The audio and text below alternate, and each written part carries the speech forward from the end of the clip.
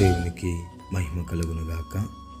ఈ దినం దేవుని వాక్యం, యెహోవా సాధువులను కాపాడేవాడు, నేను కృంగి ఉండగా ఆయన నన్ను రక్షించెను.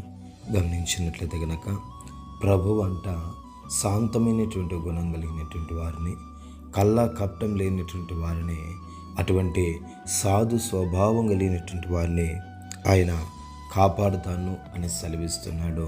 అంత మాత్రమే కాకుండా ఎవరైతే కృంగి ఉంటారో వారిని నిశ్చయముగా ఆయన రక్షించేటటువంటి దేవుడు అని ప్రభువు సెలవిస్తున్నాడు. గమనించండి ప్రియమైన దేవుని జనాంగమ, మన స్వభావము ఎలా ఉంది? సాధు స్వభావమా, లేదంటే వేరే ఇతర స్వభావాలు దానికి ఆపోజిట్ అయినటువంటి స్వభావం మనలో ఉందా?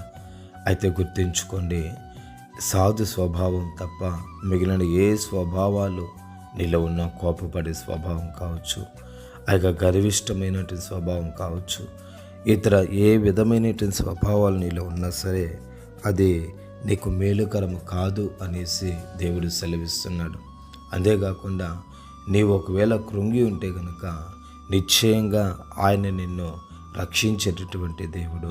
నీవు కృంగినటువంటి పరిస్థితుల్లో నుంచి, నీవు కృంగినటువంటి స్థితిగతుల్లో నుంచి నిశ్చయముగా నిన్ను కాపాడేటటువంటి దేవుడిని మాత్రము నువ్వు మర్చిపోకు. ఎంతోమంది కృంగి ఉండగా వారిని లేవనెత్తిన దేవుడు. నీవు కృంగి ఉంటే నేను లేవనెత్తడా? ఎంతోమంది వేదనతో అల్లాడుతున్న పరిస్థితుల్లో వారిని ముట్టి బాగుపరిచిన దేవుడు. నీ వేదనను, నీ కన్నీటిని, నీ ఆవేదన అంతటినీ ఆయన చూసి మౌనముగా ఉంటాడు అని మాత్రం నువ్వెంత మాత్రం అనుకోవద్దు. నీ వేదనను, ఆవేదనను చూచిన దేవుడు నిశ్చయంగా నీ ఎద్దకొచ్చి నీ కన్నీటిని తుడిచి నీకు నెమ్మదిని, సంతోషమును, సమాధానమును అనుగ్రహించి నీ వేదన అంతటినీ తొలగించి నిన్ను మంచి గోధుమలతో తృప్తిపరిచే దేవుడు, నీవు ఆరాధిస్తున్న దేవుడు.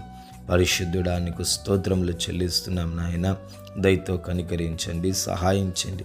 మాకు సాధు స్వభావం చేత నింపండి.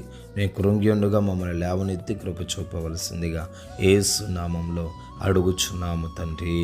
ఆమేన్, ఆమేన్.